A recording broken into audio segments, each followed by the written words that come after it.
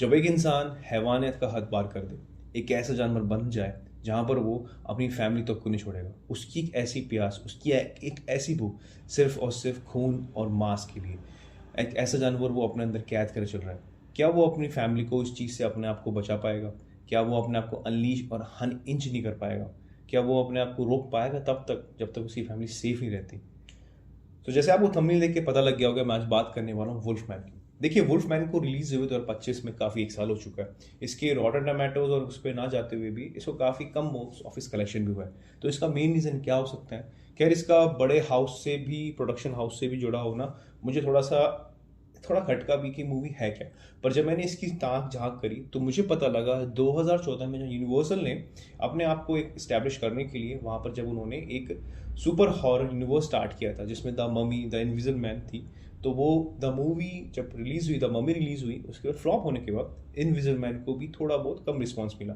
पर डायरेक्टर ली विलियम ने अपने आप को एज एन न्यू तौर पे रखा, जहाँ पर इनविजिबल मैन हिट चलेगी जब इसका डायरेक्शन दिया गया। पर खैर, कुछ चीज़ों के ना चलते हुए भी ये मूवी फ्लॉप हो गई थी। खैर, इसका हम रीज़न ज़रूर जानेंगे।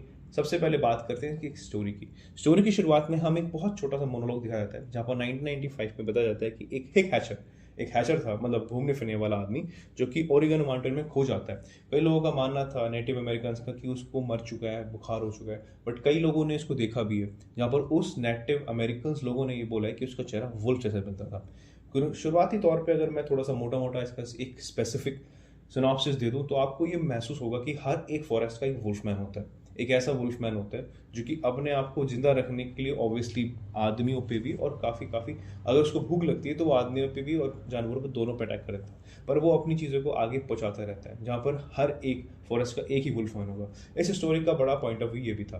खैर, मूवी की शुरुआत में हमें ब्लैक दिखा जाता है, जो कि अपने पेरेंट्स के साथ, बाप के साथ होता है छोटी सी उम्र के अंदर, जहाँ पर उनका एक एनकाउंटर होता है एक ह्यूमनॉइड जैसे क्रीचर से, जो कि दो पैरों पे चल रहा है। जिसने उनके सामने तो नहीं, पर कहीं साइड में उसने एक हिरन मारा होता है बहुत बड़ा। इसको देख के इसके पापा बहुत घबरा जाते हैं, जहाँ पर वो अपने दोस्त कॉन्टैक्ट करते हैं। खैर, मूवी की शिफ्टिंग होती है 30 साल बाद, जहाँ पर मूवी में हमें ब्लैक काफ़ी बड़ा हो चुका है, अपनी फैमिली संभाल रहा है, अपनी वाइफ और अपनी छोटी बच्ची को लेके। पर खैर, जिस तरह से उसकी फैमिली का रूबरू चल रहा है, हो सकता है उसकी शादी टूटने वाली हो। अपनी शादी को थोड़ा टाइम देने के लिए भी उसके पास एक अच्छा मौका आता है, जहाँ पर उसकी फादर के डेथ सर्टिफिकेट उसके पास आते हैं, जहाँ पर उनका घर, उनका कॉटेज उसको ही एलोकेट होता है। अपनी फैमिली को बचाने के लिए, अपनी पेरेंटलहुड और अपनी लव लाइफ को बचाने के लिए वो एक प्लान टूर बनाता है, जहाँ पर वो अपने वहाँ पर जाके बसेगा और एक लंबा सा टूर, काफ़ी कह सकते हैं कि एक छोटी सी छुट्टी मना के पाएगा। इस बीच उसकी मुलाकात होती है डैन से। जब हमें मूवी की शुरुआत में अंकल, जो उसके पेरेंट बाप, जो उसका फादर था, जिस आदमी से बात कर रहा था, वो उसका बेटा होता है। जहाँ पर वो डिस्कस करते हैं कि काफ़ी सालों तक यहाँ पर कुछ बहुत अजीब अजीब घटना हुई है, और वो शुरुआती होती भी है, जहाँ पर दोबारा से ब्लैक का एनकाउंटर उस ह्यूमनॉइड जैसे क्रीचर से होता है, जहाँ पर वो उस डैन को मार देता है और उसको उसको घायल कर देता है। जहाँ पर अपने आप को बचाते हुए वो दोनों पहुँचते हैं उस घर के अंदर, जहाँ पर उसके पेरेंट्स, दादा पिताजी रहते थे। अपने आप को सेफ भी करते हैं और अपने आप को आगे बढ़ाते हैं। पर यहाँ पर कुछ ब्लैक में कुछ चेंजेस हो जाते हैं, जहाँ पर ब्लैक को काफ़ी कुछ ह्यूमनॉइड जैसे कि बोलते हैं, वुल्फ जैसे सिग्नल आना स्टार्ट होते हैं, उसके कैनाइन दांत निकलना स्टार्ट होते हैं, उसकी स्किन ड्राई टाइट हो जाती है, बाल उड़ जाते हैं, उसकी सेंसेस, स्मेल और हियरिंग बहुत ज़्यादा डेवलप और बहुत ज़्यादा, मतलब हो जाती है 10-100 टाइम्स हो जाती है। ये मूवी में एक बहुत बड़ा प्लस पॉइंट भी था, जहाँ पर डायरेक्टर ली विलियम ने हमें ये पर्सपेक्टिव दिखाया है, जब एक बॉडी के अंदर ट्रांजिशन होता है और एक वुल्फ का पर्सपेक्टिव होता है एक स्मेल करने का, और उसको मतलब स्मेल स्मेल हियरिंग और इवन विजन को कितना उसने एनहांस कर रखा है, ये बहुत बखूबी तौर से दिखाता है। जहाँ पर अब दोनों का एनकाउंटर होता है, जहाँ पर ब्लैक अपनी जो उसके साथ हादसा हुआ है, जो उसके साथ एक घटना हुई है, वो उसकी अपनी पावर को यूज़ करके दूसरे वुल्फमैन को मार देता है।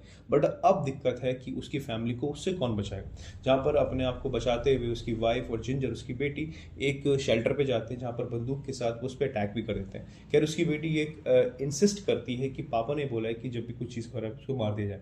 जहाँ पर वो एंड में हमें वो सीन दिखाया था, जहाँ पर ब्लेक उनको वादा करता है कि वो उनको एक ऐसी प्लेस पे ले जाएगा जहाँ पर जिंजर और उसकी मम्मी दोनों वहीं प्लेस हो जाते हैं। मूवी का छोटा छोटा प्लॉट तो मूवी का यही था, पर खैर इसमें काफ़ी कुछ चेंजेस लाए जा सकते थे। खैर, मूवी का ना कमाना एक बहुत बड़ा प्लस पॉइंट है, क्योंकि काफ़ी सारी ऑडियंस ये देखना भी चाहती थी, क्योंकि मूवी का जो स्लो पेस है एक ऐसे सेटअप पे बनाया गया है जो कि बहुत ही सीधा साधा था। मूवी स्टार्टिंग होते हुए एक दुर्घटना से, जहाँ पर वो वुल्फमैन बनता है, एक प्रोजेक्ट अपने आप को म्यूटेशन करता है, जहाँ कर वो अपनी फैमिली पे हमला करता है। बस इस मूवी के अंदर एक प्लस पॉइंट जो कि एक नैरेटिव रखा गया है वो फैमिली बॉन्ड का। खैर मूवी में कुछ ऐसा स्पेसिफिक मुझे भी नहीं लगा, ना एक ऑथेंटिकेटर या कुछ चीज़ें लगी थी, पर जब मैंने ली विलियम की पहली मूवीज़ देखी, जैसे इनविजिबल मैन देखी थी, तब मुझे आके पता लगा कि हाँ उन्होंने बॉडी हॉरर पे बहुत अच्छा काम किया। इनकी last movie evil dead rise भी रही थी, जिस मूवी को मैंने आई थिंक उसमें राइटर एक्टर थे, पर जिस तरह से इन्होंने मूवी लिखी थी तो ये आई बखूबी तौर से उन्होंने बहुत अच्छा किया गया। सेकंड पॉइंट ये है कि ये एक स्लो बर्नर है।